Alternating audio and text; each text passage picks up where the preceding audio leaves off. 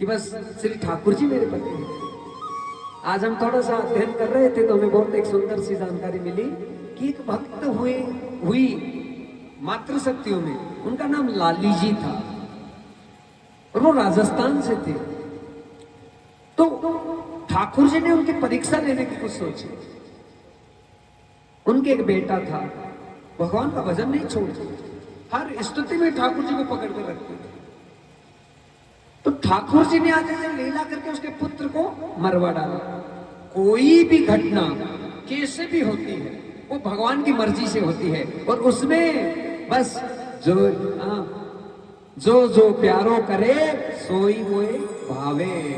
हाँ, जोई जोई प्यारो करे सोई मोए भावे। चाहे अप्रिय घटना हो चाहे प्रिय घटना हो, जो भी घटना, एक बार राधे राधे बोलो ना, हो तो वो समझो कि भगवान की कोई लीला है। ठाकुर जी कोई बड़ा संकट आने वाला है, उस संकट की निवृत्ति के लिए छोटी सी घटना करवाकर बड़े संकट को टालते हैं। बोलो राधे। हाँ, ये मेरे प्रभु का स्वभाव है। इसलिए कोई भी घटना घटित हो जाए उससे व्याकुल मत होइए। कितनी बड़ी घटना घटित हो जाए व्याकुल मत हो, उसके लिए आप तैयार रहिए। हाँ, जोई जोई प्यारो करे सोई मोए भावे। मेरे लाल जी की मर्जी उन्होंने किया है तो वो सोच समझ के किया होगा।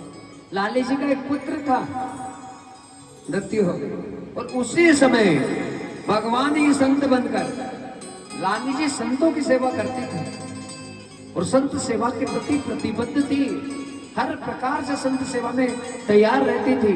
आधी रात को भी कोई संत कर देता तो आलस्य नहीं होता, उनके लिए भोजन बना देती, हाँ चाय बना देती, कभी मना नहीं करती किसी चीज के लिए।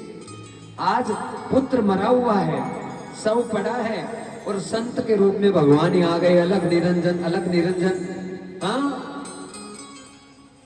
भूल गई कि बेटे की मृत्यु हुई है, कोई टेंशन नहीं है। दुनिया वाले हंसे तो हंसे, कोई फर्क नहीं पड़ रहा। हमारा संतों के पास में आ गया, कहा महाराज जी क्या सेवा, कहा भूख लगी है भोजन कराओ।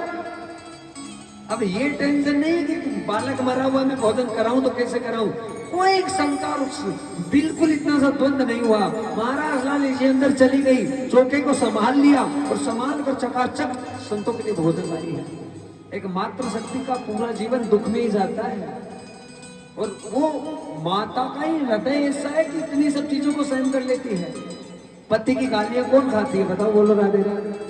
हाँ महाराज, बड़े से बड़े संकट को, परिवार में कितनी विचित्र विचित्र स्थितियां होती हैं, वो मातृशक्ति सारी चीजों को